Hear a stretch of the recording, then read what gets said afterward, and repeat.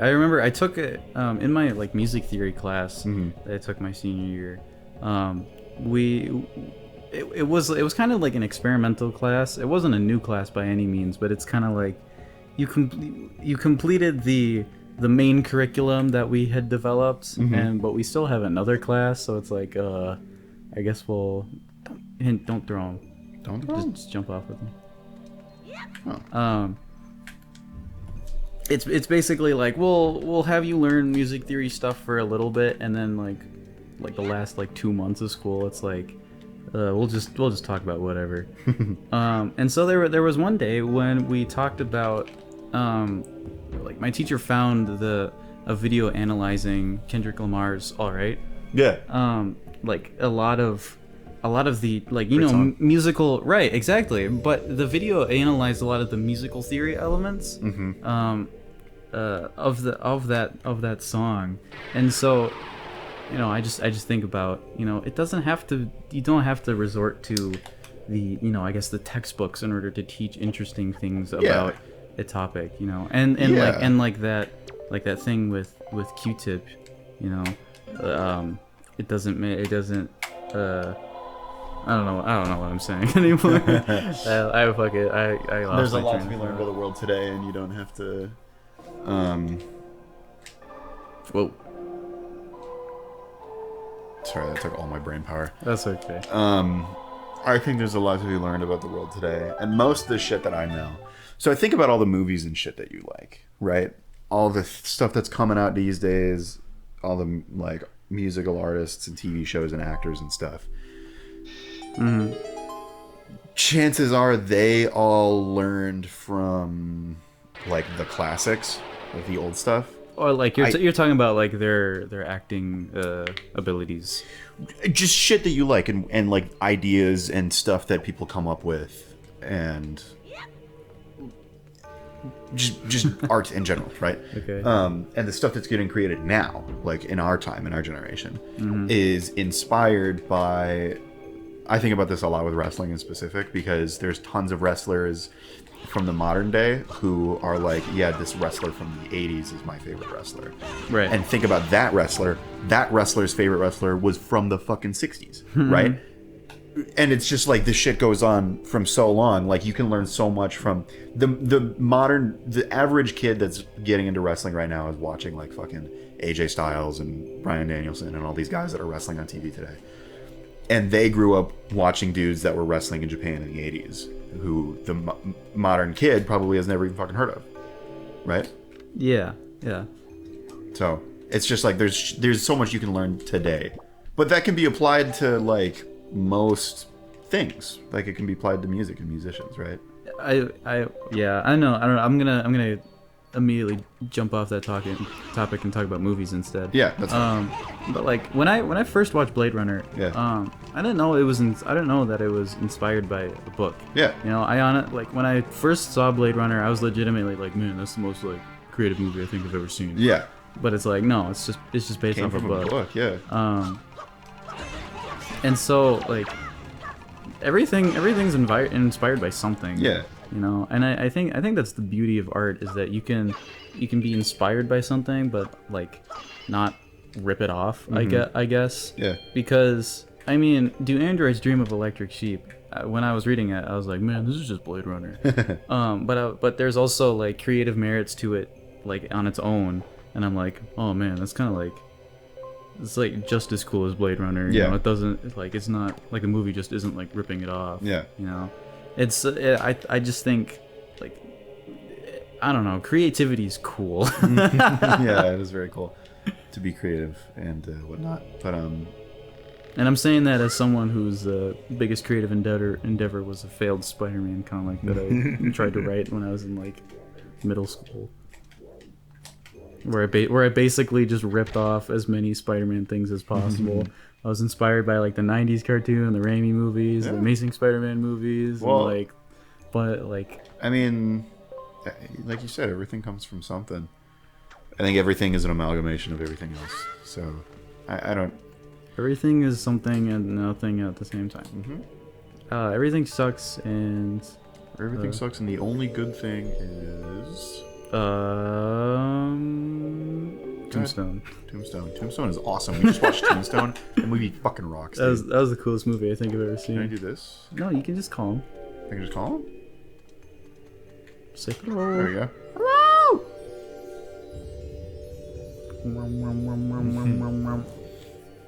I think Kurt Russell might be the best actor of all time. Kurt Russell's awesome. He fucking He had rocks, such a dude. good mustache in that movie. Yeah. Editor, throw up the mustache. Yep. Keep it, okay. Keep it up there.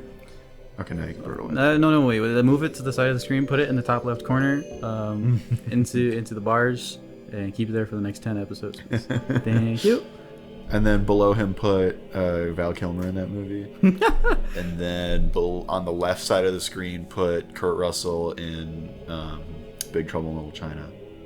And then below him, you go ahead. Oh, I was just gonna say have the ending credits scene of them walking. Yeah.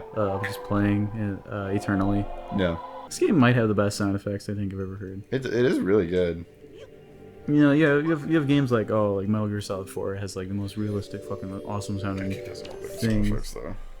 But you have this game where it's just like everything's just satisfying. Everything makes you go, hey, that's funny. Yeah. You know, it's just great. And like, what else could you want? This game's just great. This It's a good game game. makes me feel good. I'm liking this so far.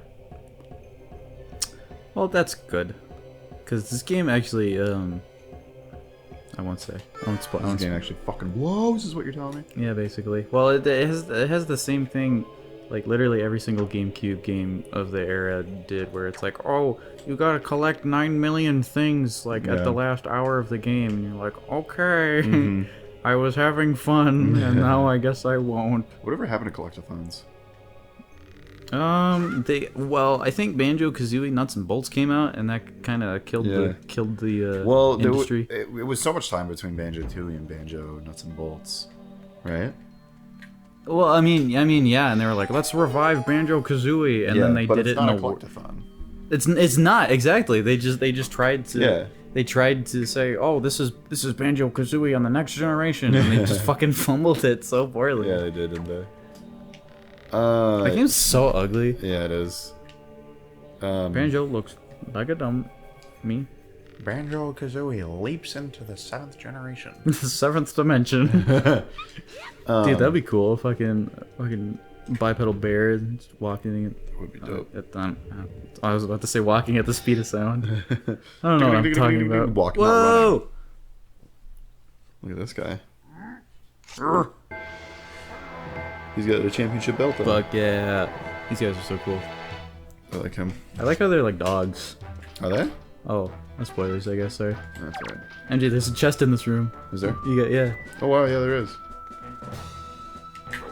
Whoa! That was cool. Whoa! I assume that this is what I was supposed to be doing. I don't know, actually. Pull your sword out. Alright, now you're good. Huh? Oh, I see. Whoa, that move's so cool. Oh, they are like dogs. What? Yeah, it's like a Doberman. Yeah. I've never seen this anime. Really? Yeah. Well, I mean, I guess if you haven't gotten this far in the game. I've never even seen it in, like, videos and stuff before, too, though. Oh, really? Yeah. There's like a million of them. That's funny. Yeah. Fuck him up. Fuck him up. Got him. He's got a health, though. He's got infinite fucking health. Dude. Do that.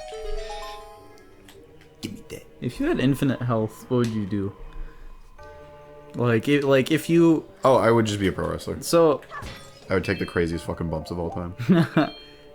And, like, if you didn't, like... It still means that you die, right? No, you still die of, like, old age or something.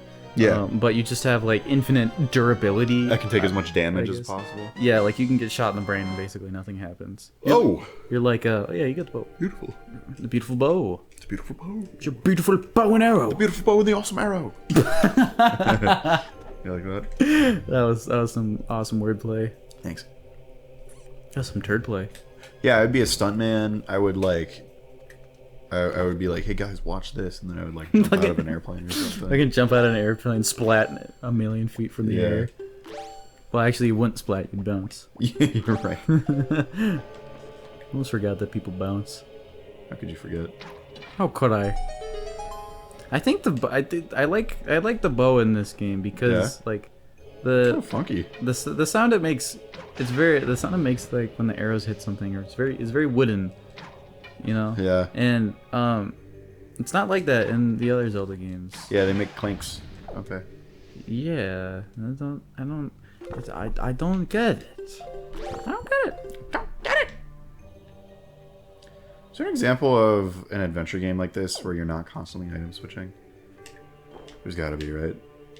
Like a dungeon crawler based type. Well, what do you mean by item switching? Do you mean like specifically pausing the game? Yeah, exactly.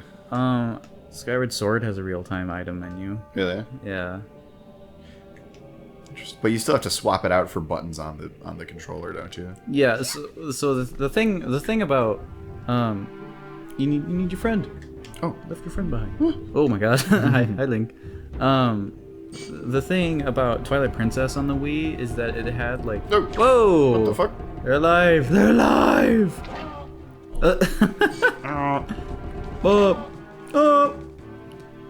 Anyway, the thing about Twilight Princess on the Wii is that it had like the selectable buttons that you can put items on, but you only had one button that you could use an item for. So like if you can imagine the Wii remote, you had the D-pad on top. Yeah. You'd select you'd press left on the D-pad, and then it moved it over to the B button, and then the B button was how you used the item. Really? Except in this, you press the Y button, and that's what uses the grappling hook. Right. But in Twilight Princess, it was you can assign a button, and then it switches to the B button. Mm-hmm. But in Skyward Sword, you just have one item equipped at all times. So you have to switch your item. You have to go into the quick menu every single time you wanted to switch an item. But it was real time, so it wasn't exactly the worst thing. But you also had to select it with the pointer, which was awkward. How does it work in the HD version? It still does the pointer thing, except you can use the joystick. So it's fine. Yeah, it's perfectly fine. And honestly, I like what Twilight Princess and Skyward Sword did with the radial button, or with the radial item menu. Yeah. You know, it's just you open the menu, do what you're point doing, at the thing, point at a thing, and then you got it equipped. Yeah. That's all you gotta do. It's better than opening it up and then calling around and stuff. Yeah. It's a major gripe I have with MGS3. And why it's just all the menu use. I was holding up and left that whole time. Nope. You just chop that thing in half. Just chop that thing in half again. Do I have to time this or what? Maybe. Nice. First try. First try, baby. Yeah, man, I wish that... Oh, I like these guys. If MGS3 had Octocam, it would be a perfect video game, but I understand that it's kind of stupid if it would. Well, that's what Matthew Matosis said was the biggest flaw of that game, is that, the mechanics themselves are perfect, basically. Yeah. The idea of blending into your environment, and healing yourself with a bunch of tools that you have to scavenge. Brilliant, Yeah.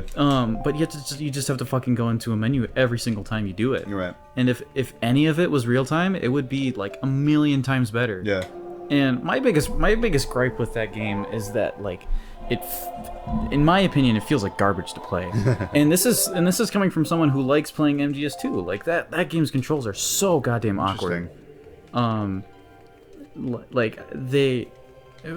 For someone who's played a modern third-person shooter game like MGS5, first that was the first Metal Gear game that I played. It's transitioning to those older games is oh my god, I feel like I'm playing a game from a million years ago, fucking Stone Age. But I got accustomed to how MGS2 played, and I think I just don't know why. The subtle changes that they made in the enemy perception, for me makes that game unplayable. It is really, really inconsistent, and it's way harder because of it.